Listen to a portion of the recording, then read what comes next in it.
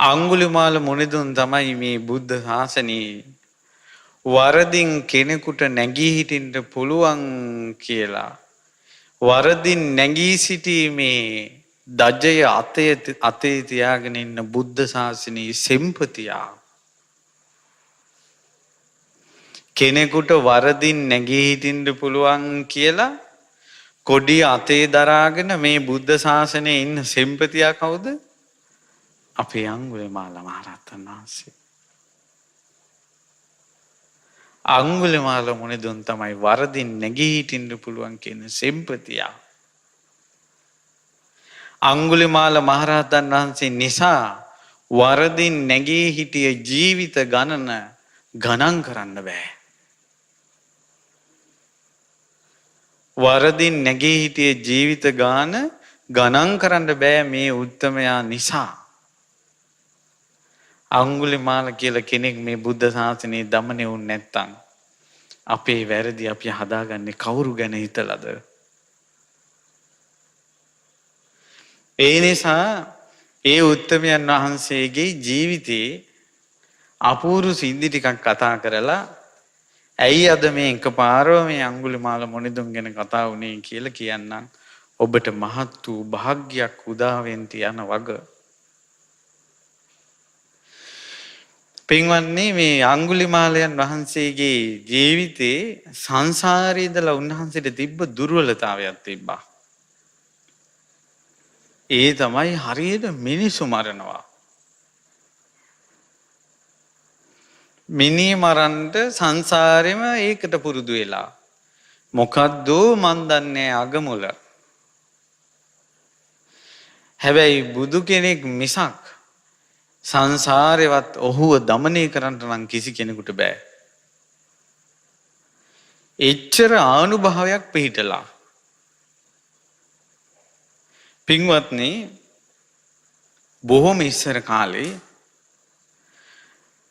බොහොම ඉස්සර කාලේ මේක සිද්ධ වෙච්ච දෙයක්.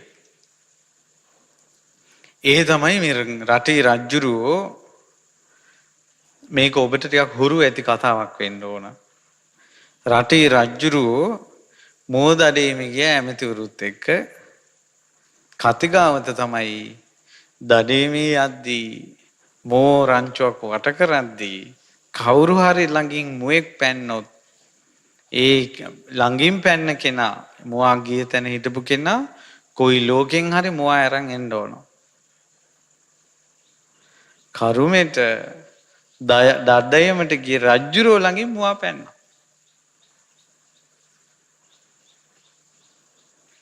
ලැජ්ජාවට රජ්ජුරුව දිව්වා. මුවා පිටපස්සේ ගිහිල්ලා ඈත පර්වතයෙන් පර්වතයට ගිහිල්ලා මුවා හති වැටෙනකොටම කඩුවෙන් දෙබෑ කළා. ලීයක් කපාගෙන ලීයේ දෙපැත්ත උල් කරලා අර මස් කෑලි දෙකේ ගහගෙන කද කරේ තියාගෙන ඇවිල්ලා මහන්සියට ඉන්න තැනක් බැලුවා. වලාකුලක් වගේ නුග ගහක් තියෙනවා. ඒ නුග ගහ යට ඉඳගත්තා. ඒ හාන්සි වෙලා ඉන්නකොට පින්වත්නි ටිකක් වෙලා යනකොට නැගිටින්න හදනකොට මේ නුග ගහින් යකෙක් මතු වුණා. නුග ගහින් යකෙක් මතු වුණා. යනු බොරු කිව්වා. දැන් උඹ මගේ ආහාරය. කිව්වා උඹ කවුද? කිව්වා මං වේසමුනි රජුරුවන්ගෙන් වරන් අරන් මේ ගහ යටට එන එකන් කණ්ඩ වරන් තියෙන මකාදේව කියන යක්ෂයා කිව්වා. එතකොට මේ සිද්ධියේ අපිට මතක් වෙන්නේ ආලෝක යක්ෂයා වගේ. ආලෝක යක්ෂයා වගේ යකෙක් මේ. ඊට පස්සේ උඹ දැන් කනවා කියලා දැන් ඔන්න රජුරුව ගොදුරු කරගන්න හදනකොට රජුරුව කිව්වා මට මේ උඹට මේ හැමදාම එක දවසක් ලැබෙන ගොදුරද උඹ කන්නේ හැමදාම ලැබුණොත් හැමදාම කනවා කිව්වා. ඊට පස්සේ කිව්වා එහෙනම් උඹ මාව අතහැරපන්.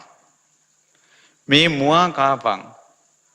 මම රජෙක් නිසා හැමදාම උඹ ළඟට එක එක එවන්නම් කිව්වා. ආලෝකම තමයි. ආයෙනම් පළ කිව්වා.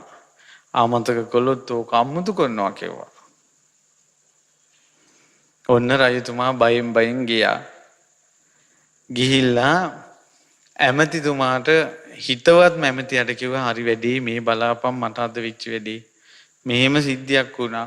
ඊට පස්සේ කිව්වා යකාට පොරුන්දු වෙලාව එක එක යවන්න. කොච්චර දවසක්ද? අනේ දවස් ගාන අහගන්න බැරි වුණා කිව්වා. රජතුමනි පුදුම අපරාධයක් ඔබතුමා කළා තියෙන්නේ. දිනයක් තීරණය කරගෙන ඉන්න එපා. යහවල් දවස වෙනකල් දෙනවා කියලා.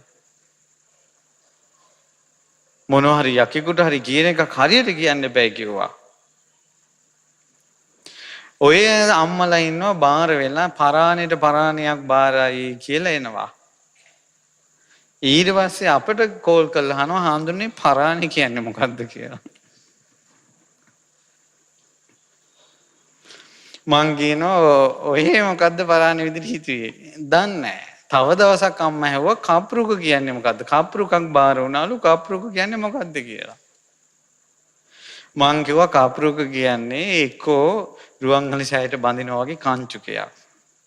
නැත්නම් එක ගහකට බඩු එල්ලලා ඒක කප්රුක විදිහට අර කටින කාලේට පූජා කරන්නේ. එහෙම නැත්නම් දිව්‍ය ලෝකේ තියෙන පාරිච්චත්තක වෘක්ෂය කිව්වා. ඔබතුමිය බාර වුණේ ඒක නම් දැන් ගිහිල්ලා අරන් එන්න කිව්වා.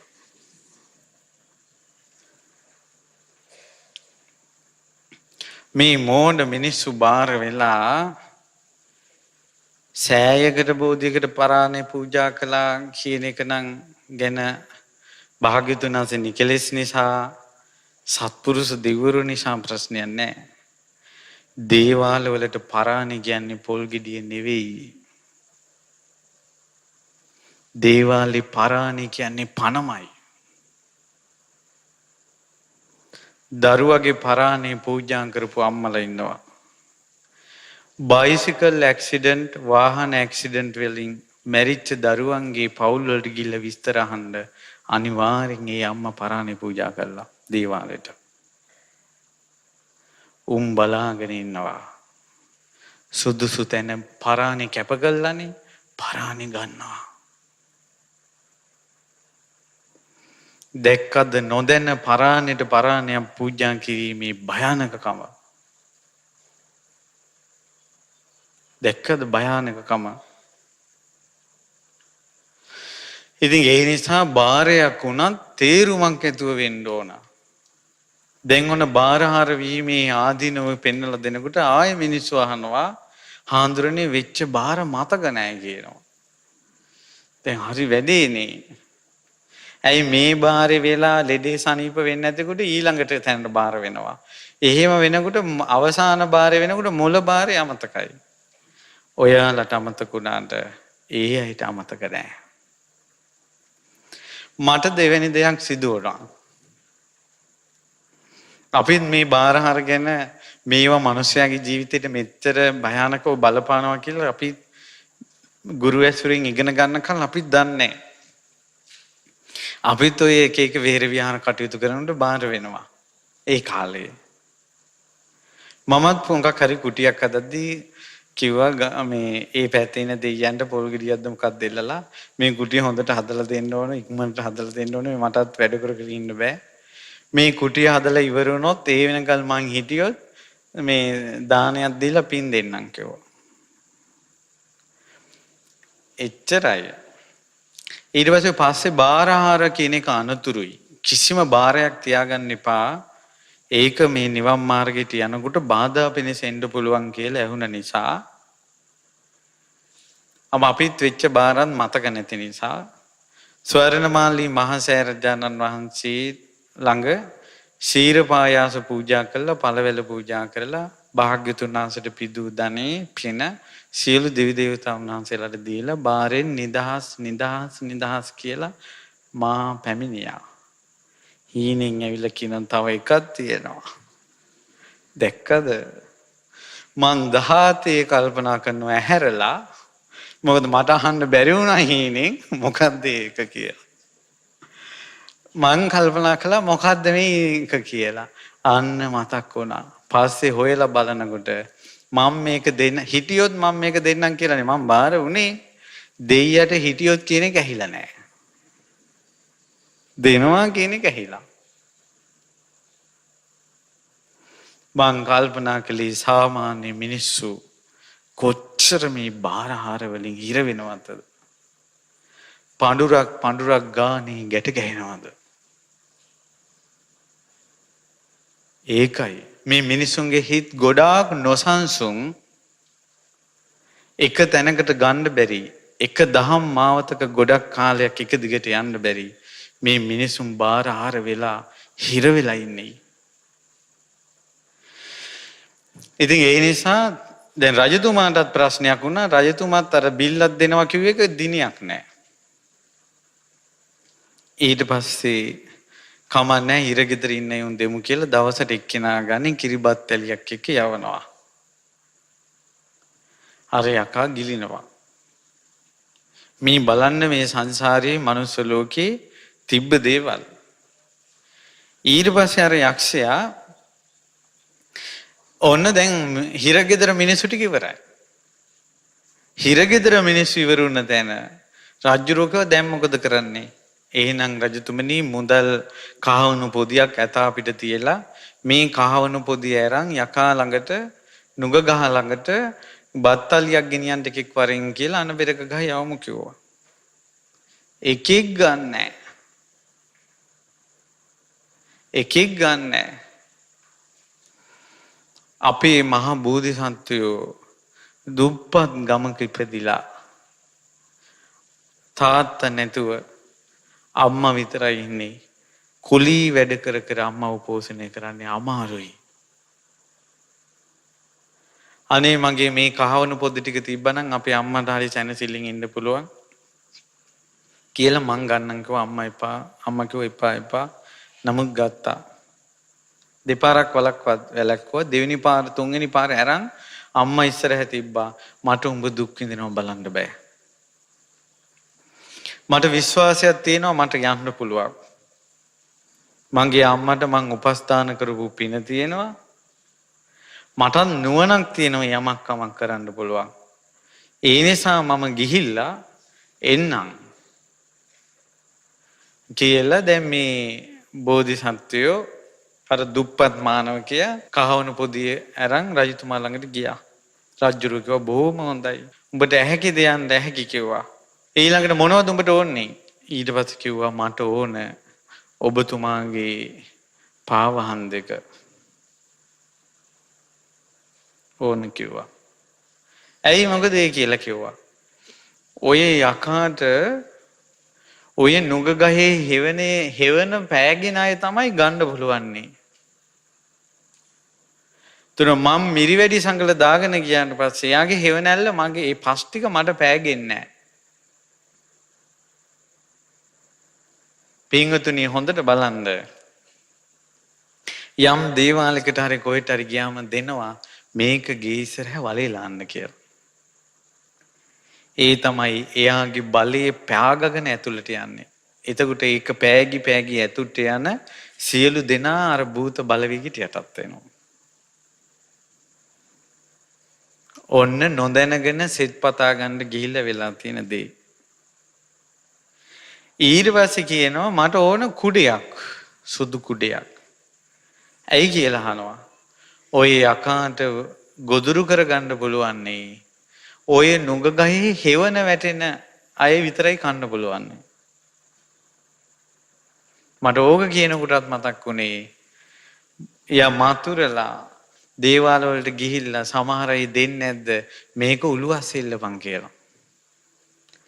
එතකොට යන එක්කෙනා අරක යටින් යන්නේ. දැන් උළුවස් උඩ අර දුන්න මොකක් හරි පොට්ටනිය එල්ලුවා අර යටින් තමයි මිනිස්සු යන්නේ.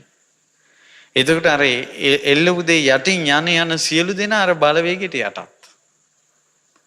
ඕන්න මිනිස්සු කරගත්ත දේ. ඊට පස්සේ කිව්වා මට ඕන කඩුව. ඊට පස්සේ කිව්වා ඇයි කියලා.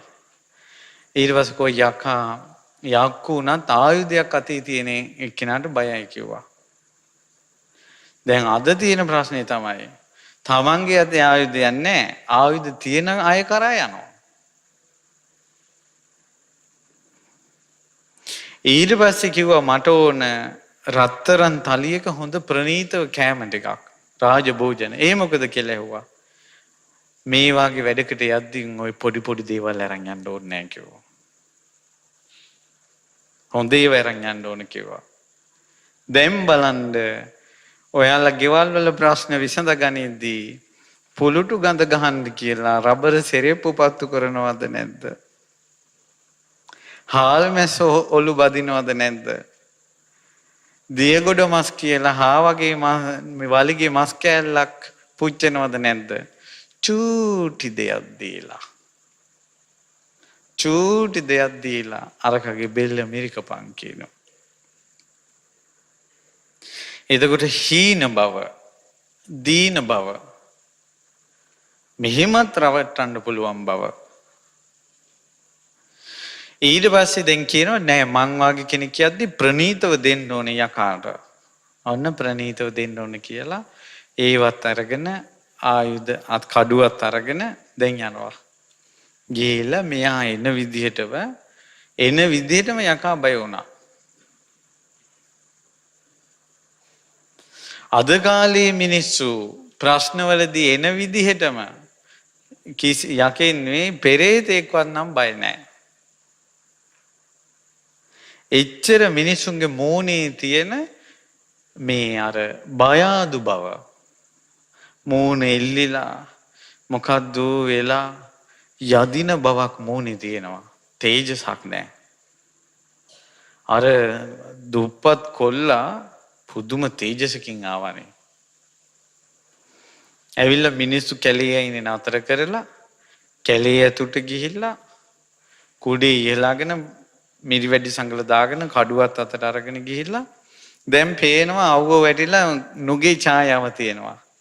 එහින් මේ පැත්තේ ඉඳලා කුඩේ පොඩ්ඩක් මෑත් කරලා හිමීට කුඩේ ඡායාවෙන් අර නුගේ ඡායාව ළඟ මේ තලිය තියලා කඩුවෙන් තල්ලු කළා අර නුගේ හේවනට බත් තලිය.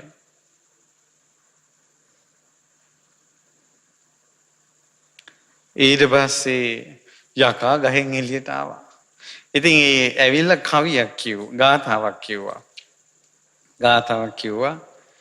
මේ නුගරුක විමනේ ඉන්න මකාදේව දෙවියනේ.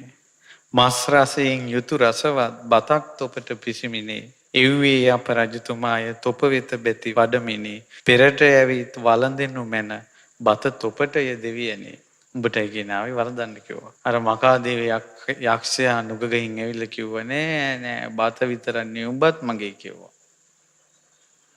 ඊට පස්සේ කිව්වා නෑ. ඔය මං කරා එන්න එපා කිව්වා. කහවණු පොදිය ඇතාගේ පිටේ තියලා නුග ගහ ගාවට එන්න මිනිස්සෙක් හොයද්දී මුළු රාජ්‍යෙම මං විතරයි කිව්වා ඉදිරිපත් උනේ. වෙන කිසි කෙනෙක් ආවේ නෑ. මාවත් කෑවොත් එහෙම අර මේ කුමාරයාගේ නම සුතනු පණ්ඩිතයත් යකා කෑවා නම් ආයෙ නම් කතා කරන්න දෙයක් නැහැ කියලා එකෙක් එන්නේ නැහැ ඔබ ගාවට.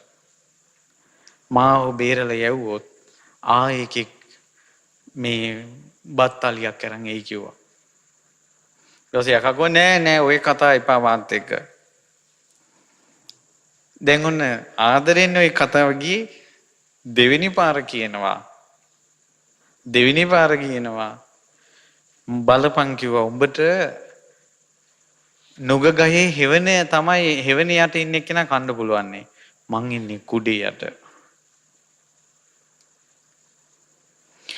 උඹගේ පස්පෑගුණ නුගේ යට තියෙන පස්පෑගුණ කෙනා කන්න පුළුවන්නේ මං ඉන්නේ මිරිවැඩි සංගලක් උඩ කිව්වා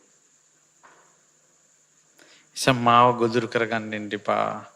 මතක තියාගනින්කෝ මේ අතේ මොකද්ද තියෙන්නේ කියලා හැවුවා. ළඟට આવොක් කපනවා කිව්වා. ඉස්සලා ආදරෙන් කිව්වනේ. වරදක් නැහැ. කපනවා තෝ කිව්වා. යකා බය වුණා. ඇත්තටම අද කාලේ ඔහොම යකෙකුට කතා කරන්න එකෙක් නෑනේ අප්පා.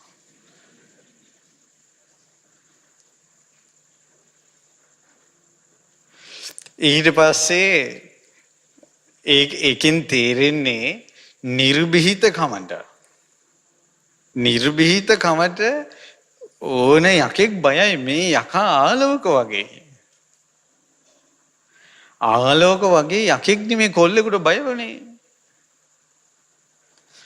ඊට පස්සේ මොකද උනේ?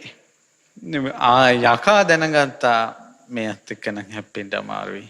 කිව්වා හරි හරි ඔය තලිය තියලා උඹ ඵලයන් දැන් කිව්වා. ඊට පස්සේ අර සුතනු පඬිතුයන් කියනවා මේ යක්ෂය ඒ වුණාට උඹ කරන වැඩි හරි නෑ. අවුරුදු ගානක් උඹ මේ ප්‍රාණීන් හිංසා කර කරන වැඩි හරි නෑ. උඹ මේක නතර කරපන්. ඊළඟට උඹගේ මේකෙන් පෞරස් වෙලා උඹ නිරේයයි කියලා විස්තර ඔක්කොම ටික කියලා උඹ නිසා මං දැන් ගෙදර යනවා. ඊට පස්සේ මගේ අම්මට පෝෂණය කරන්න පුළුවන් අම්මව මේ ලැබුණ ධනෙ මට එහෙම උපකාරයක් ලැබුණ උඹ නිසා මට ඒ උපකාරය ලැබුණේ. උඹ නැහිනවා දකින්න මං කැමති නෑ. ඕක අතහැරපන් කිව්වා. එතකොට අර සසර බැඳීමත් එක්ක වෙන්න ඇති කියන වචනෙට ඔළුව නමනවා යකා. කිව්වා උඹ මේ කැලේට වෙලා ඉන්න එපා. උඹට මං දෙවුලක් හදලා දෙන්නම්. ඒ දෙවුලට හැමදාම මං කිරිබත් තියන්නම්. ඒවා කකා ස්තුති ගීත ආහා හිටපන් කිව්වා. ඔළුව නැමුවා. එහෙනම් මේ කුඩේ අරන් වරෙන්කෝ කියලා කුඩේ දුන්නා. දැන් යකා කුඩේ ඇල්ලුවා කාටද? අර සුතනු කොල්ලට. එහෙනම් මේ කඩුවත් ගනින්කෝ කියලා කඩුව දුන්නා. මේ තලියත් ගනින්කෝ කියලා තලියත් දුන්නා. දෙයියනේ කියන්නේ පින්වත්නි අර යකා කුඩේ අල්ලගෙන එනවනේ අර කොල්ලට. ආලවක වගේ යකෙක් දමනය කළා. මිනිස්සු හතර වටින් ආරංචි ආවා. ඈත ඉඳලා වැඳගෙන ඉන්නවා. දෙවුලක් හැදුවා. ඒ දෙවුලට කිරිබත් තියන්න සැලසුවා. ආයෙ ප්‍රාණඝාතය කළේ නෑ. ඒ සුතනු විදියට හිටියේ මහා බෝධිසත්වයෝ රජ්ජුරු ආනන්දයන් ආලෝක වගේ යකෙක් විදියට හිටියේ අංගුලිමාල. මට ලස්සන සිද්ධියක් මැවිලා පේරුණා. අර දමනය කරලා දෙනව නේද කුඩේ. ඒ වගේ අංගුලිමාලත් දමනය කළා දහම් ඡත්‍රය දුන්නා. දුන්න නේද කඩුව. ඒ වගේ අංගුලිමාලත් දමනය කරලා ප්‍රඥාව නැමැති කඩුව දුන්නා. දුන්න නේද පාත්‍රේ. ඒ පාත්‍රයට මේ බුද්ධ ශාසනය පැවිදුණාට පස්සේ බුදුරජාණන් වහන්සේ ඉරිදිහෙම පාත්‍රයක් දුන්නා. ඒකට කවුරු හරි මොනවා හරි දැම්මොත් එහෙම දාන කෙනා කල්ප ගණන් දෙව්ලෝ යනවා. සිතූ පැතූ සම්පත් ලබා දෙන පාත්‍රයක් දුන්නා. බුදුරජාණන් වහන්සේ පිටිපස්සෙන් ගෙන්නගෙන ආවා. මේවා සසරේ පුරුදු. සසරේ පුරුදු. ඊට පස්සේ අංගුලිමාල උත්තමයන් වහන්සේ පින්වත්නි අරහත්ත්වයට පත් වෙලා නැහැ. කොසල් රජුරු බය වුණ විස්තරය දන්නවනේ. කොසල් රජුරු අංගුලිමාල කියන නාමයට බය වුණා. බුදුරජාණන් වහන්සේ කොසල් රජුරන්ගේ අතෙන් අල්ලගත්ත නම කියන්න කලින් කොසල් රජුරන්ගේ අත බුදුරජාණන් වහන්සේ අල්ලගෙන නැතුව මේ ඉන්නේ අංගුලිමාල කියලා කිව්වනම් කොසල් රජුරන්ගේ හදවත පුපුරනවා. එච්චර ඒ නම තේජසයි. ඊට පස්සේ කොසල් රජුරු අහනවා ඇත්තටම ළඟට ගියා. අමාරුවෙන් හිමිට ළඟට ගිහිල්ලා ඔබ වහන්සේගේ මව්ගේ නම මොකක්ද? කිව්ව මන්තානි. පියාගේ නම මොකක්ද? ගග්ග. ඊට පස්සේ දැන් අර නම කියන්න බයයි. රජ්ජුරුවෝ ඊට පස්සේ කිව්වා අනේ මේ අපේ ගග්ග මන්තානි පුත්තයන් වහන්සේ නේද කියලා වැඳ වැටුණා. ඊට පස්සේ කිව්වා ඔබ වහන්සේට යමක් ඕනේ නම් අපි දෙන්නම්. අනේ රජතුමනි මට පාත්‍ර සිවුරු තියෙනවා ආයි මොකුත් ඕනේ නැහැ කිව්වා. අනේ ඇඟිලි හොය හිටපු කෙනා මේ හරි පුදුමයි.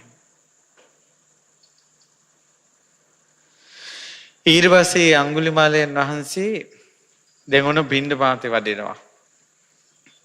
ඊට පස්සේ ගෙන්ගෙට පිණ්ඩපාතේ වඩිනකොට පින්වත්නි මිනිස්සු බය වෙලා දුවනවා. සමහර දවස්වලට පාත්‍රේ අතට අරගෙන එනවා දාන්නේ නැහැ. බෙදන්න කවුරුත් නැහැ. කවදාවත් බුදුරජාණන් වහන්සේට කියලා නැහැ මට දානෙ ලැබුණේ නැහැ කියලා. කවදාවත් කියලා නැහැ. ඊළඟට වෙන පැත්තකට ගහන ගල් පාත්‍රයට ඇවිල්ලා වදිනවා. පාත්‍රය කැඩෙනවා. සිවුර ඉරෙනවා. ඔළුව පැලෙනවා. ජීවිතේටම එකම දවසක්වත් බුදුරජාණන් වහන්සේටවත් ළඟ ඉන්න ස්වාමීන් වහන්සේ නමකටවත් කියලා නැහැ මට කරදරයි කියලා.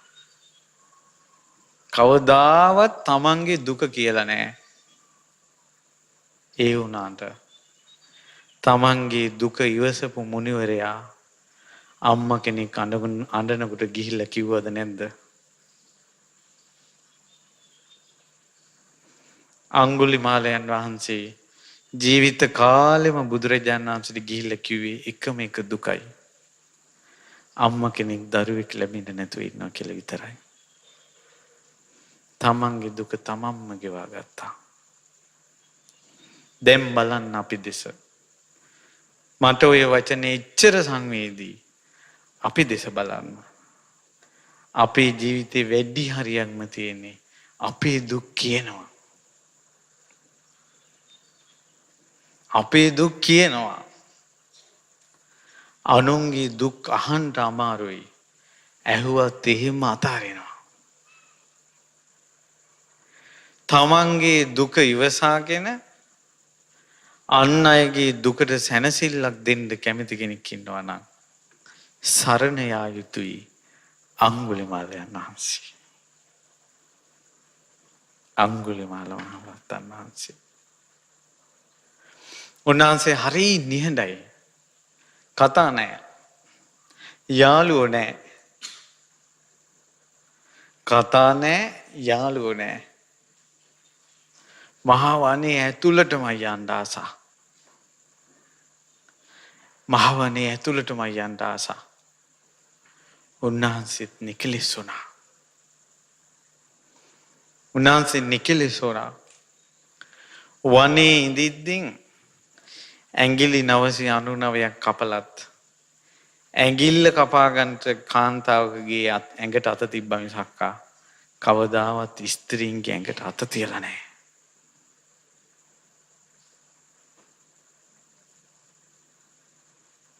පුදුමයි. මිනී කපන මිනිහා මලකුණත් එක්ක බුදියනවා. සමහර ලෙඩ තියෙන අය මානසික ආබාධ 12 අවුරුද්දක් මහ වනේ තනිව සිටින තරුණයා. මහා ජව සම්පන්න තරුණයා. ඇඟිල්ල කපා ගන්නට මිසක් ස්ත්‍රියකගේ ඇඟිල්ල ශරීරයට අත තියලා නැහැ. කාන්තාවන්ට පෙරේත නැහැ. කාන්තාවන්ට ප්‍රේත සිත් ඇත්තෝ සරණ යා යුතුයි අඟුලිමාල මහරහතන් වහන්සේ. සරණ යා යුතුයි. ඊළඟට මේ උත්තමයා ගුරුවරයා කිව්වනේ ඇඟිල්ලක් කපන්න කියලා. ඒ ඇඟිලි 1000ක් කපලා වරෙන් කියනකොට දෙයියනේ කඩුව අතට ගත්තනේ බෑ කියන්නේ නැතුව. හිතා ගන්න බෑනේ මේක. කඩුව ගත්තනේ ගුරුවරයා නිසා. කපපන් කිව්වා. හිතා ගන්න බෑ. ඒ උස්සපු කඩුව කොහොම මිනිස්සුන්ට ගැහුවද කියලා. ඒ කඩුව අරන් කැලේට ගිය අඟුලිමාල නෙවෙයි අහිංසක. අහිංසක. ඊට පස්සේ ගිහිල්ලා කඩුවෙන් ඉස්සලාම කඩුවෙන් ගැහුවා. ගහලා කොච්චර ඇඟ විවුලා හිටියද. ඒ ගුරුවරයාගේ වචනේම රැව් දුන්නා. මේක හොඳක්ද නරකක්ද එහෙමවත් හිතෙන්නේ නැහැ. එහෙව් කෙනාට බුදුරජාණන් වහන්සේ වගේ ගුරුවරයෙක් හම්බුනාම කොහොමනම් ඉන්න ඇතිද? අඟුලිමාලයන් වහන්සේ රහත් වුණාට පස්සේ කියනවා මගේ ඉස්සර නම අහිංසක. පස්සේ මට මිනිස්සු බැන්න නම තමයි අඟුලිමාල. ඇත්තටම දැන් මං අහිංසක වෙලා ඒත් මට අඟුලිමාල කියනවා කිව්වා. අඟුලිමාල කියන නම බුද්ධ වචනෙන් ගිය නිසා බුදුරජාණන් වහන්සේගේ මුව මඩලෙන් ආපු නිසා ඒ වචනේ පූජනීය වෙලා. ඒ වචනේටත් යක්ෂයන්ගේ දාඩිය දානවා අඟුලිමාල කියන වචනේට. ඒ වුණාට ඒ කාලේ තමන්ගේ දරුවා මරපු එකාට බැනපු නරකම වචනේ තමයි අඟුලිමාලයා. තමන්ගේ බිරිඳ මරපු එකාට ස්වාමියා බැන්න සාප කරපු වචනේ තමයි අඟුලිමාලයා. ඊළඟට දෙමව්පියෝ මරපු අයට දරුවෝ සාප කරපු නම තමයි අඟුලිමාලයා. මිනිස්සු බැනපු නම අඟුලිමාලයා. පාන්තරේ අතට අරන් පිණ්ඩපාතේ යනකොට අහිංසක ශ්‍රමණයන් වහන්සේ නම කෑ ගහනවා මිනිස්සු අඟුලිමාල කියලා. ඉවසුවානේ. ඔයාලා කොහොම දැන් ධර්මය අහගෙන ඉන්න අතරේ පරණ සිද්ධියක් කවුරු හරි මතක් කළොත් පෑරෙන පෑරිල්ල බලන්න. මුම් පරණ ඒවා මතක් කරනවා කියලා. සරණ යා යුතුයි අඟුලිමාලයන් වහන්සේ. ගුරු ගෞරවයේ පිණිස සරණ යා යුතුයි අඟුලිමාලයන් වහන්සේ. එච්චරම. ඊළඟට තමයි හැකියාවක් තිබ්බ උන්වහන්සේගේ. සසරෙම හැකියාවක්. කාට හරි විශ්වාසය ඇති වුණාද? ඒ විශ්වාසය ඇති වෙච්ච කෙනා ගුරුවරයා විදිහට පිළිගත්තාද? කියන දේ කරනවා. උගන්නපු ගුරුවරයා ගැන විශ්වාසය ඇති වුණා ඇඟිලි කප්පන් කිව්වා කැපුවා. භාග්‍යවතුන් වහන්සේ පිහිට වුණා. පිහිට වෙලා කිව්වා මේ ඉන්න ප්‍රඥාව නැමැති කඩුව දුන්නා. කෙලෙස් වනේ කපපන් කිව්වා. කෙලෙස් වනේ සිඳ බිඳ දැම්මා. ඇවිස්සුන සෝබන සහිත අන් අයට පෙනිපෙනී ඉලිපි යන චරිත තියෙනවා නම් අනිත් අය ඉදිරියේ කැපී පෙනිපෙනී ආස චරිත තියෙනවා නම් ඒ වනාහි ක්ලේශය ඒ ක්ලේශය අංශු මාත්‍රයක් තිබෙන්නේ නැහැ අඟුලිමාලයන් වහන්සේට.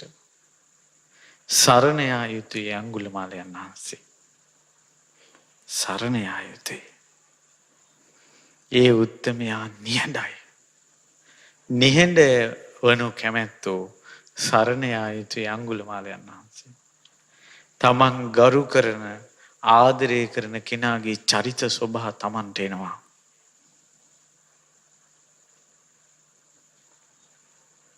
තමන් ගරු කරන ආදරය කරන කෙනාගේ චරිත ස්වභාවය යාට එනවා. අපි වැඩිපුරම නිතර යම් කෙනෙක්ගේ බණ අහනකොට ඒ බණ පද අපිට මෙන්න මේ වචන ඒ ස්වභාව ඒ වගේ. ගරු කරන්නේ මේ උත්තමයාට නම් සත්කාර කරන්නේ මේ උත්තමයාට නම් මේ තමයි වරදින් නැගී හිටින්න පුළුවන් කියන දජය ඔසවාගෙන හිටපු බුද්ධ ශාසනයේ සිම්පතිය.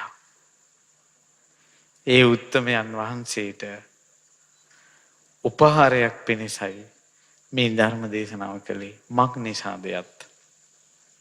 මක් නිසාදයත්. මේ අංගුලිමාල උත්තමයන් වහන්සේගේ පිරිත තියෙනවනේ. අංගුලිමාල පිරිත.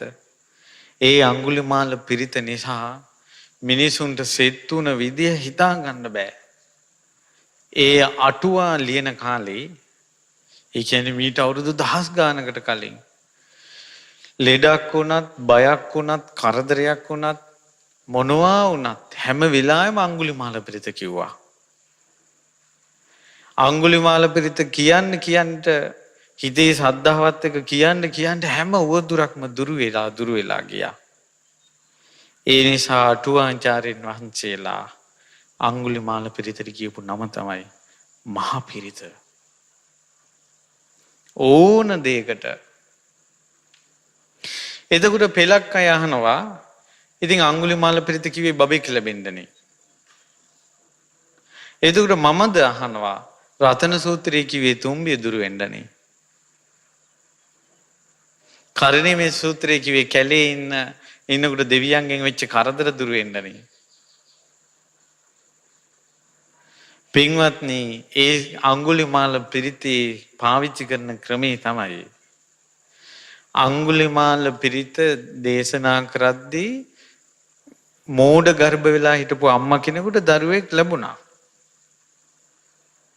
යතෝ හම්බගිනි අරියා ජාතියා ජාතෝ නාබිජානාමි සංචිච්චපානං ජීවිතා වෝරෝපේතා තේන සච්චේන සුත්තිතේ හෝතු සුත්ති ගබ්බස්සාති කියනකොට ඒක තමයි ඒක උනේ. ඒ තේන සච්චේන සුවත්ති හෝතු, ඒක සත්‍යයක්. ඒ සත්‍යානුභවයෙන් සිත් වේවා කියලා අපේ අදාළ කරුණට සත්‍යක්‍රියා කරනවා. මොකද උපන්දා ආර්ය ජාතිය උපන්දා ඉඳලා සත්තු නොමරා හිටියේ අංගුලිමාලයන් වහන්සේ. පැහැදිලි නේද? ඊළඟට මේ ඕක කියන්න හොඳ නෑ. කුසදරු අම්මලාට විතරයි කියන්න හොඳ නැති, අනිත් අයට හොඳ නෑ. ඇයි අහනකොට යතු අර තියෙන්නේ බබා ලැබෙන්න කියලා ඔකේ තියෙනවනේ කියනවා. මේ මිනිස්සු කොහොම මොකද්ද පඬිතකමක හිර වෙලා, ශ්‍රද්ධාවෙන් බැහැර වෙලා. අංගුලිමාල මහරහතන් වහන්සේගේ තේජානුභවයෙන් බොහෝ දෙනා සිත සලසා ගන්නවා. ඇත්තටම පින්වත්නි, අංගුලිමාල පිරිත නිසා සෙට් වෙච්ච අයගේ කතා ගත්තොත් එහෙම කෙලවරක් නැහැ. කෙලවරක් නැහැ. ඉතින් ඒ නිසා බොහෝ දෙනාට සෙත පිණිස එදා සුතුන පණ්ඩිතයන් දෙව්ලක් හදලා අර යක්ෂයාට පුදලා, ඒ යක්ෂයාගේ දෙව්ලට පුදා හිටපු රජුරෝ දෙව්ලෝ ඉපදුනා කියනවා ආනන්දයන් වහන්සේ. යකෙක් වෙලා ඉඳලා දමනය වුණ කෙනාට පුදලා දෙව්ලෝ ඉපදුනා කියනවා. ඒ කතාවේ තියෙන්නේ සුතනු ජාතකයේ. ජාතක පරිවර්තනයේ 40 වෙනි පොතේ තියෙන්නේ. එතකොට අංගුලිමාලයන් වහන්සේට වැන්දොත් කොහොමද? අංගුලිමාලයන් වහන්සේ වනයේකට යනකොට ඇත්තු කන්සොලවන්නේ කියනවා. එච්චර තේජසක්. ඒකනේ උන්වහන්සේ අවසද්දෘස දානෙට ගිය වෙලාවේ අර ඇතා කුඩියක් කරලාගෙන ඉන්නේ. අංගුලිමාලයන් වහන්සේ වැඩලා මේ ආසනයටත් කුඩේ අල්ලගෙන ඉන්නවා. ඇතා ගෙනියන්න බෑ එතනින්. එච්චර තේජසක්. ඊට පස්සේ මොකද උනේ? ඒ නිසා පින්වත්නි, අංගුලිමාලයන් වහන්සේට පුදන්ටත් ඒ වගේම සකල සතට සෙත පිණිසත් තුන් ලෝකෙටම ආශිර්වාද පිණිසත් පින්වත් ගුරු දෙවිඳුන්ගේ ආශිර්වාදයෙන් ඉදි වෙනවා අංගුලිමාල මහා සෑරජානන් වහන්සේ. මෙවැනි වටිනා දහම්